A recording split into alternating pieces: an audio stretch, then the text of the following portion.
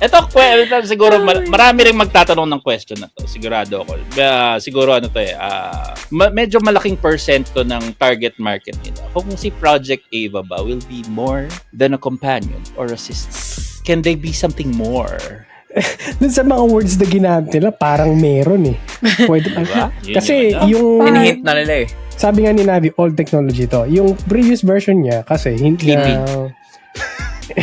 hindi, yung previous version niya, hindi siya AI. Hindi siya integrated with an AI program. Hindi. Ano lang to? Pero tapos ang alam ko, may nagpakasal na dun. Kay Hatsune Miku. Yes. Oo, sa hologram na yan. What more nito, may personality. Kasi dun sa current market na yung mga bagong generation ng mga tao na nai-inlove sa kanilang mga AI companion. Na nabaliw nung in-update nila si ChatGPT kasi nag-iba daw yung personality. Wala daw yung I lost the person that I fell in love with. So what more na may mukha at nakikita mo siya. Gumagalaw. Nakita mo Nakita siya. nung paggawa mo, gagawin. According kay Razer, si Project Ava daw is a friend for life. Ano, That friend zone organizes yan your agad? daily Na-friend life. zone Friend agad. lang, guys. Friend lang, ha. Huwag niyo nang pilitin. Si Razer na Na-friend nagsabi, zone? friend lang. Friend lang. Na-friend May zone limit. na kagad yun, hindi pa nagsisimula. Except kapag may mods na. Ayan na, yung mga mods para matanggal yung friend restriction na yan. More than friend for life na siya pag nangyari. So kung interesado kayo magkaroon ng more than friend for life, pero problemado kayo pag nag-brown out. Ito talaga yung mga features daw. Tumatay siya. Bro. Brown out. Wala ba? Battery! May generator ka, para lang dun, no? Bumili ng ano. Hindi ka Kaya pwedeng nagpa-solar mamatay. Oo, yung solar, no? Solar na yan. Internet sa, connected sa internet pag nag-brown out. Wala eh. Hindi, pati rin yung modem. Kailangan saksakan din. Oo. Magkano siya Wi-Fi, no? 3G. Anong Para tawag? Kailangan mabuhay Di ba siya. pwede na i-power bank yung router? It's alive! Alive! So, ito talaga yung mga features ni Project Ava. Animated avatar. And, ito, importante ito. Personalization. So, pwede mo inclusive. siyang so, kung gusto mo ng lalaki, Shell, pwede. Gusto mo si Makinyu? Lagay mo si Makinyu dyan. Kamusta kaya copyright nun?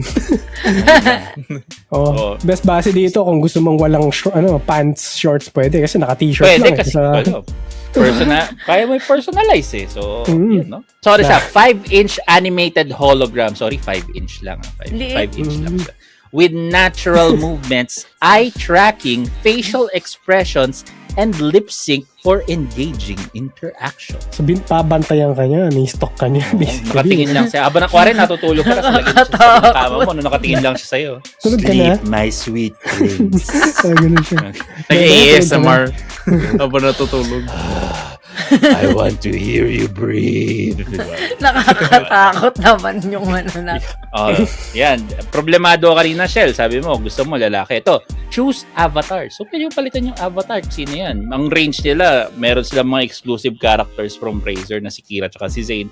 Or yung mga esports legends. Nakita nyo ba si pangalan nito?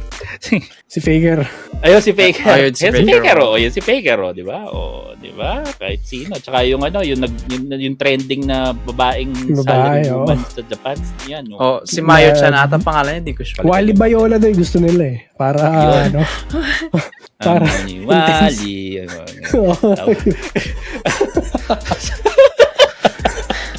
Lala.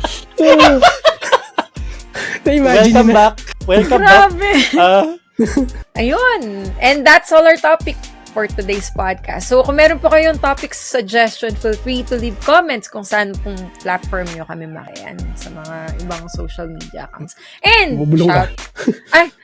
shout out po sa mga sumusunod. Ayan. Yun, shoutout sa mga chatters natin na sila GM Shadow Games, Banyagang Native, Joe RPG, Avian, Times2, Hampi Lupi, Kuma March, silang Antagonize, Cocomber, sino pa ba? Si Joe Ken. RPG, Ken. Si Avian. Jules. Yeah, si si Jules. Jules yan. Jules Hey, yan. Tops. Yan. Hi. Ken Puccino, yon. Salamat sa inyong pagsubaybay and Happy New Year. Dun sa mga recent na followers din, si Tops, sa si DM Kenneth. Salamat. Vinster, sa mga- bro! Yon. Bye guys. Hindi na kami makita next week. At kasi ganun yung pinagsabihin niyo yung ano pa lang. Season 4, episode 1. Ang lala.